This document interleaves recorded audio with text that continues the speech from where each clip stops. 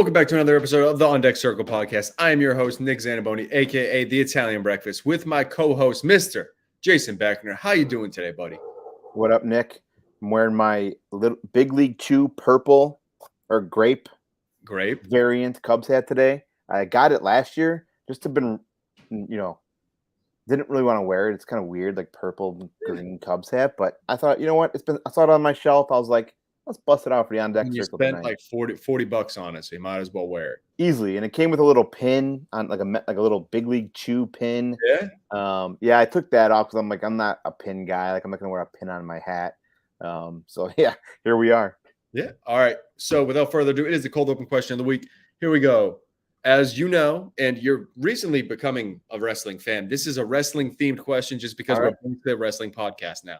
Yep. So for those that do not know, wrestling is predetermined. It is? So everyone knows.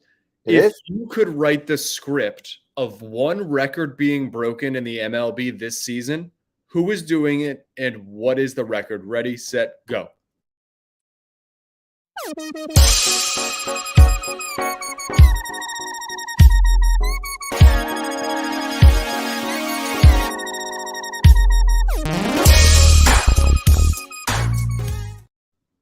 This was a very good one. This one was tough. And first of all, you just shattered my dream by telling me that wrestling's fake. I know. No, I said it was predetermined. Oh, that's right. You're right. Sorry. Let's not use the F word. That's tough because so I'm still new on like a lot of these new guys that are in wrestling. That's fine, but you're just picking a baseball player to break a record. Whatever record you want. So you're writing. Oh, I misunderstood the question. Script. Okay. Would you want me to give you my example so then you understand it more? No, I got it now. I misunderstood what I thought you asked me what wrestler would break an MLB record. Okay, predetermined breaking a record. I am going to go with that's tough. I know. It's like the easy one's like, someone's gonna break the home run record. We just had that. No, we didn't, but that's fine. Are you just gonna like negate that because it's a Yankee or no? Because Barry Bonds has the home run record. Okay. Let's say McGuire home run record. Those are the real record holders for home runs. So I'm gonna go stolen bases, and I'm gonna go with just like some random person like Miles Straw. Okay, nice stolen base record. Mine's also lame. Okay. I mean, how fun would it be to say, Aaron Judge is going to break the home run record? It's going to be the average record. And okay. Luis Arias. Oh, dude, he hit the cycle. He hit the cycle last night. The dude is just a professional hitter. And actually, this brings me into he was so undervalued in TGFBI. Dude, I got him so late, and he's going to hit probably like 350. I think I got to double check, but I might have him on TGFBI as well because first base dried up quickly in TGFBI. I waited positions. Yes, he's a guy that I've been targeting. He's in my like home league. I cannot get him. The guy that owns him sucks too. So I'm like, you do not need him. You're just doing this to like make me hurt, and that's okay. But like, come on. Yeah, I like that. I like our out of the box thinking. We didn't go with the Mike Trout to break the home run record.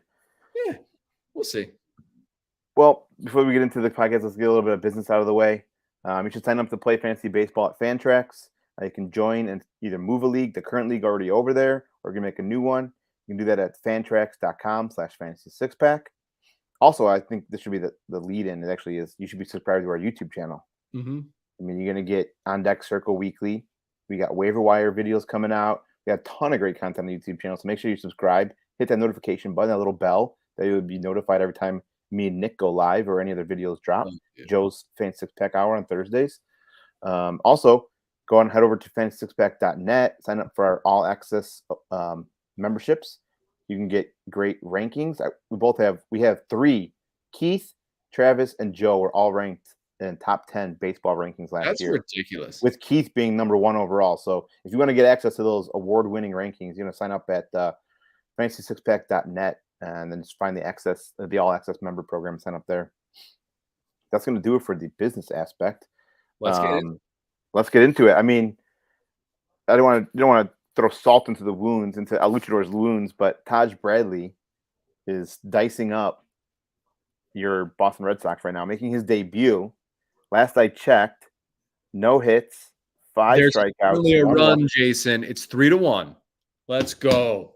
Did it just cross? Because I still see 3-0. Yep.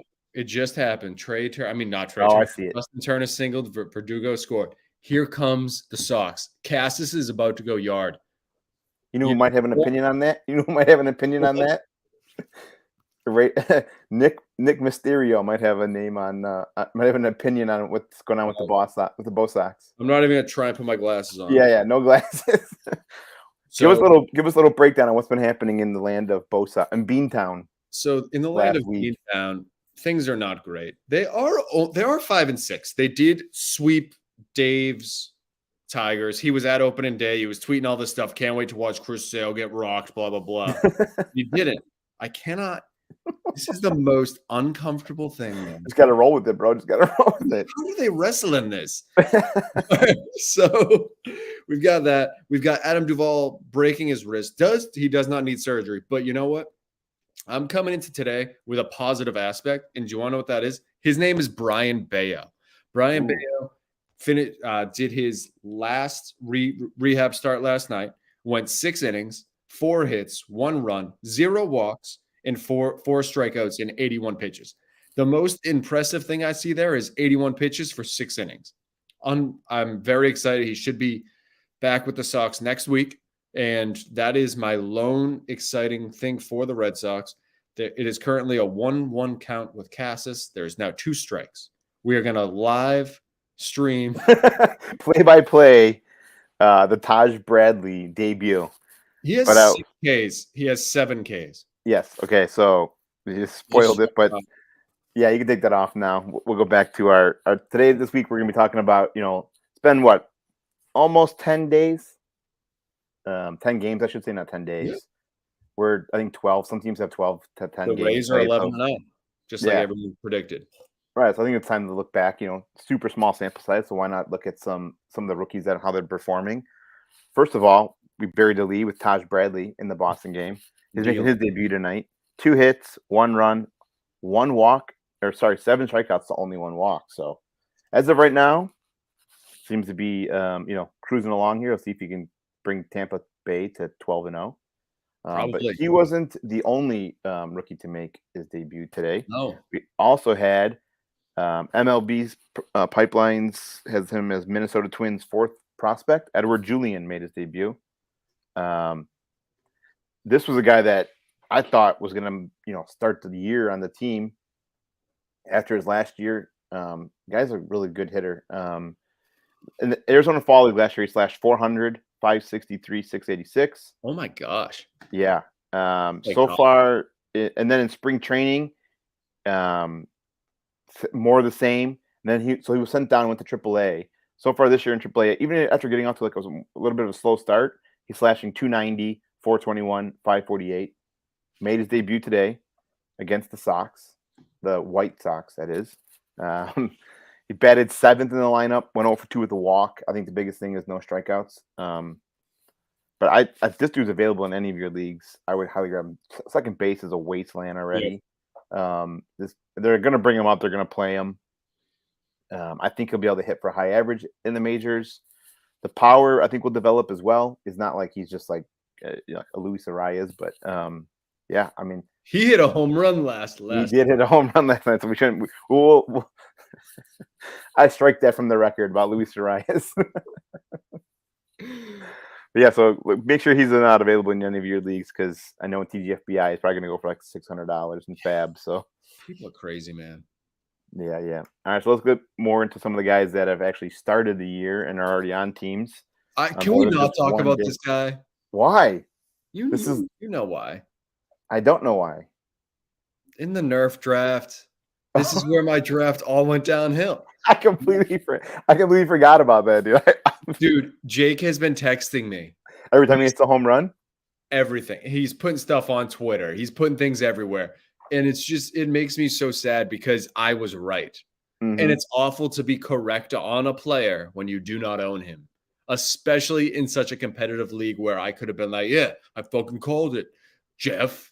Yep. Like Eric Cross, yeah, you didn't draft Logan O'Hoppe, I did. But instead, no, Jake fucking drafts him. The pick before me, and I have Anthony Volpe, which is fine. We'll get to him. Fine. But oh my gosh, he has been absolutely destroying the ball. He's Yep. like their like third best hitter. Like, I Yeah. mean, maybe fourth with Taylor Ward, but like he's been so good, so much better than I could have hoped. A rookie catcher that can hit.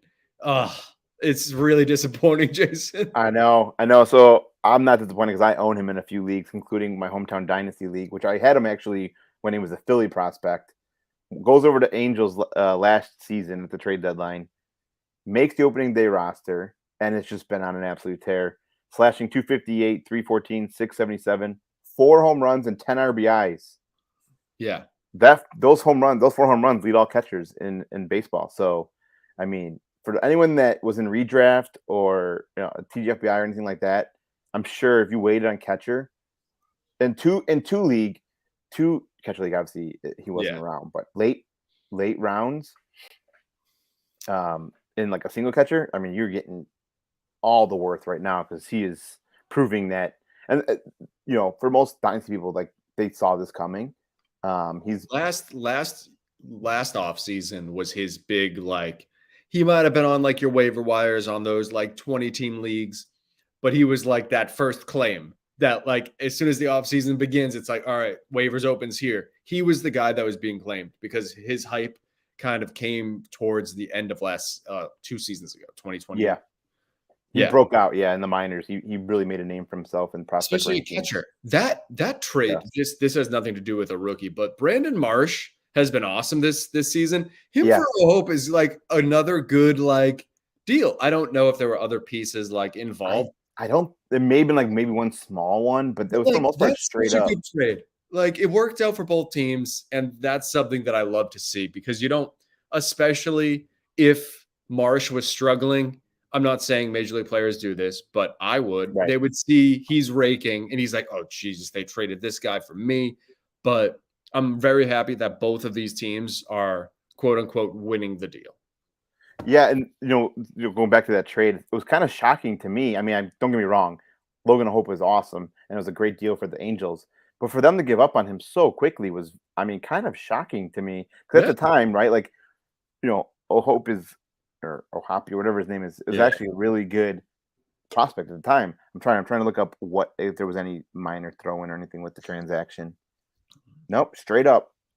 That's awesome. Brandon Marsh to the Phillies for Logan O'Hoppe. So that's such a good trade. Like that's like a dynasty trade. That's just a guy that's like, I'm kind of deep a catcher right now. Like they have real Muto.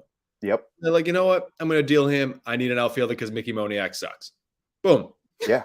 And then, like you said, Brandon Marsh is playing well this year too, as someone that's maybe one of those places where it's like, old face, new place. And then you just need a change of scenery, a change of just direction. So that's good to see.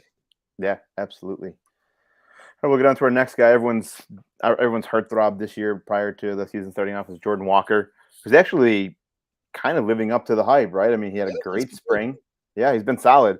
I mean, it's only been, I think 10 or 11 games, only 2 home runs, but that's not anything to be alarmed for. He's a rookie, but he's slashing 326, 370, slugging 512. The K rate was impressive for a rookie. He's only striking out 19% of the time. The walk's a little low, but I mean, that's to be expected, right? From a rookie to have an advanced approach at the plate and draw walks. I think obviously it's only been 10 games, but I think the power is going to be there. I think he could surpass 25 home runs once the weather warms up. Yeah, the balls are going to start flying again. I mean, they've been flying, but especially for these rookies that are just getting adjusted again, it's important to wait. Like we see now with Clinic, he's been doing great. Yeah. So a guy that's already showing he belongs in Walker, we're going to see in the next like June, people are going to be like, is he Dynasty 1-1-1 now? Like that's going to be the discussion. It's going to be a long discussion, but it's going to be something that someone's going to try and push. Man, what would be really sweet is if like, man, I don't know, maybe not sweet, but somehow we could get like third base eligibility back. Yeah, I guess you would just need like an Arenado injury or like DH him. or I don't know. DH. Yeah, I mean, depending on where your league is, maybe they DH Arenado a couple times and get him down to third. I don't know if the Yeah, defense is there, but that'd be we'll see. sweet for Yeah, fantasy for baseball sure. purposes.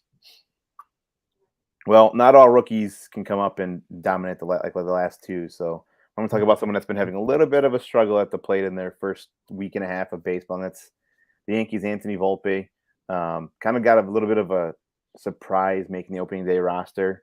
I think he might be a little. I don't know if he's pressing, if he's just overwhelmed. I want to say he's just pressing because he is striking out 33% of the time, which means he's up there just flailing a lot of away at pitches. He's only got 3 runs scored. Does have 3 stolen bases, which is nice. Everyone has a stolen base, Jason. Yes, is that true? I mean, No, but like everyone but catchers. Yeah, everyone has stolen bases are through the roof already. it's unbelievable. It's so much fun. Yeah, so I'm venturing to say that he was off. I think today or yesterday's game. They're probably gonna start limiting his playing time. Maybe they threw him in there a little bit early, and maybe kind of bring him in along slowly here as he kind of presses to get that production. Because again, even the BABIP's only at 211, so it's not like he's basically getting bad luck when he does hit the ball. I wouldn't be too out on Volpe yet, especially in Dynasty. If you're in redraft, you can probably cut him, and like the next week or two, they'll probably send him down. Honestly, yeah, there's a good chance of that for sure. And what they need to do, just call Jeter, honestly, and just go and talk to the kid, because that's what he's. You're the shortstop of the fucking Yankees. Like Right. that's hard. Like I know shortstop for any team is going to be hard, but being the quote unquote guy, especially in such a gigantic market that he probably read his press clippings because he's 20 something, whatever he is. Yeah, so I was just looking up. He's 21, about to be 22. Yeah, that dude is just hanging out in Manhattan, as I would too. So Right. just go talk to Jeter, teach him how it's like actually done, and call it a day.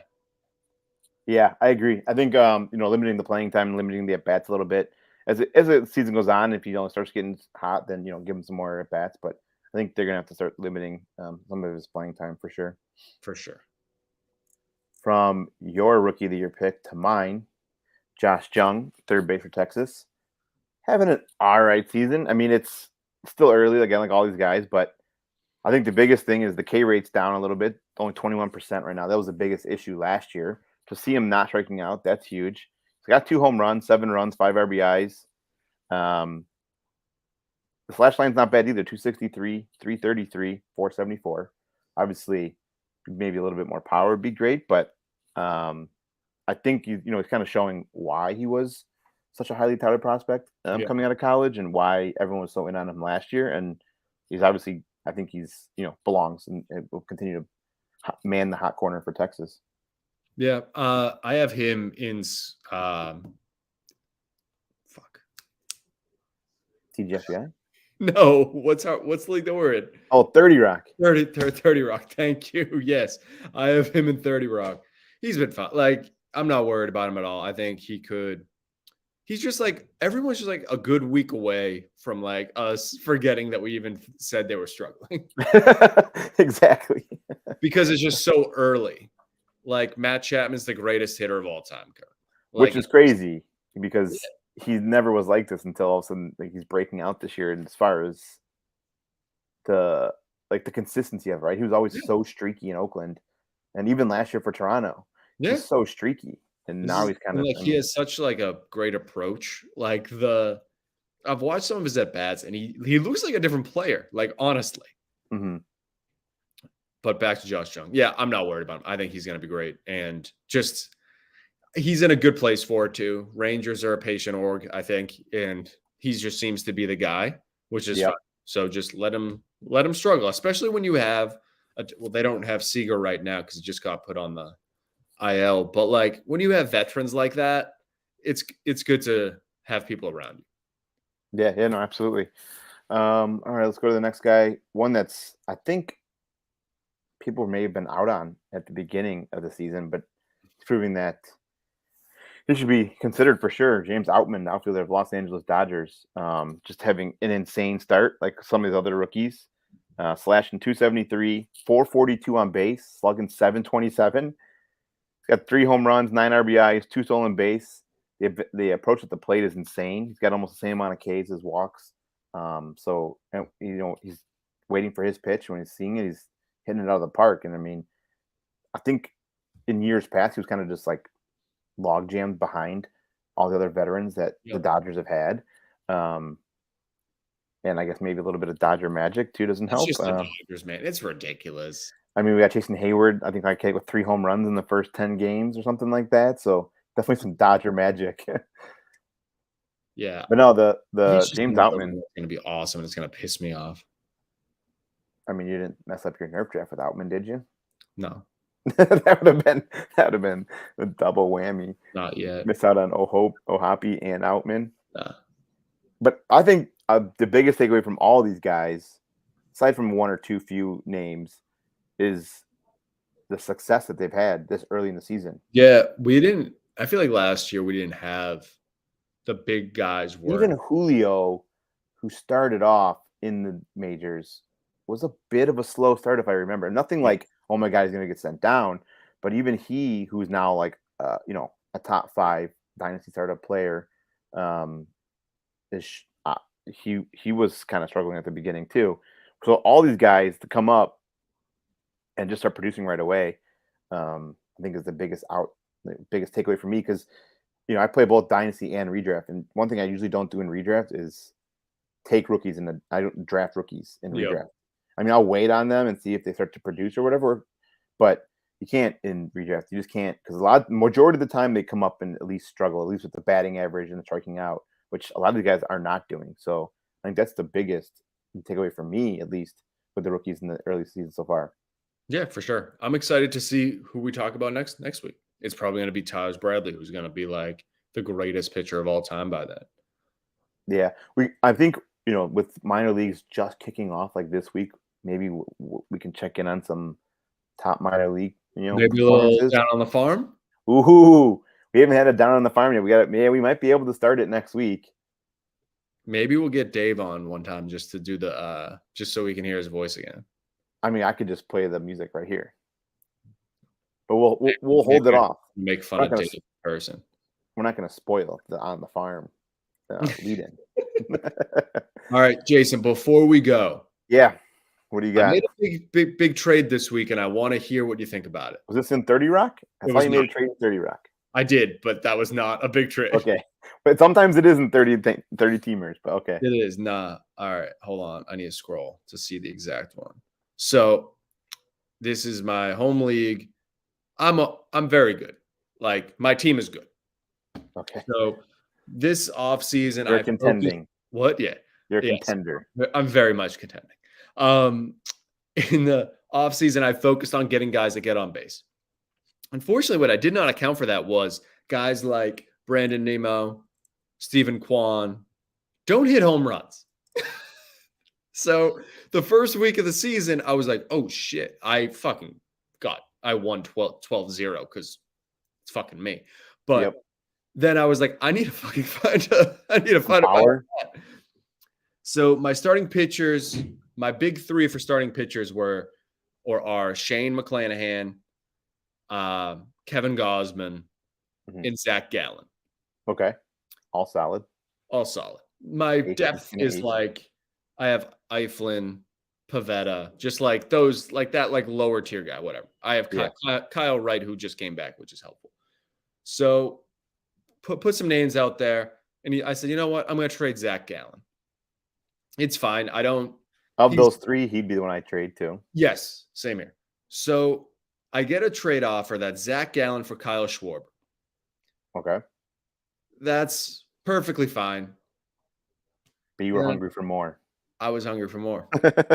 That name, the other name I got, which I think I'm calling could be a league winner. Oh. Isaiah Paredes for the Rays. Okay. He's been very good. Yes. So the deal ended up being Tanner Houck, Zach Gallen, Ryan Noda for Schwarber and Paredes. Oh, I'll take that. Yeah. So I thought you were gonna give Gallen just for Paredes. I was like, what the hell are we talking about right now? No. So it's essentially Gallon for Paredes and Hawk and Noda for. I mean, it's essentially Gallon for Schwarber.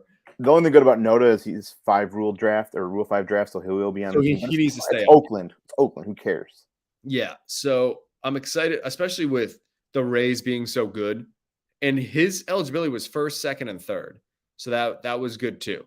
But that was my big deal last week. So far, so good. I'm currently beating Mags. Mags from 30 Rock is also in this league. Okay. He's the reigning champion. It's fine. Are you still in playoffs? Are you still in relegation league? No. Okay. I don't think I've ever been in a relegation league. I thought you were. I thought you were in that one with Dynasty One Stop. I can't remember. No, I don't know. But that was my big deal this week. Yeah, I'll give that trade a B+. Yeah, I'll take that. And sometimes you just need you need what you need. Yeah, oh yeah, for sure. I mean, Gallon's a pitcher. Was Jordan, which is he's great, but and what's great about Schwarber is he also is that on base guy. Right. Unfortunately, I did this trade before Zach Gallen threw 11 strikeouts. That's okay. I was about to say, it wouldn't shock me if Gallen was hurt in the next month and a half. Just that's what happens. That's what happens with pitchers. So yes, exactly. All right, that's all. I like it. Yeah, B+. That's a solid B+ for me. I'll take that. All right, Nick. Go Bulls. Go Bulls. Go Celtics. Win the play-in to the play-in. Who do they play if they win? The loser of last night's game. Who'd they? Miami. Oh, and then they play again. They play Miami. All right, sweet. Thanks, All right. Jason. See ya.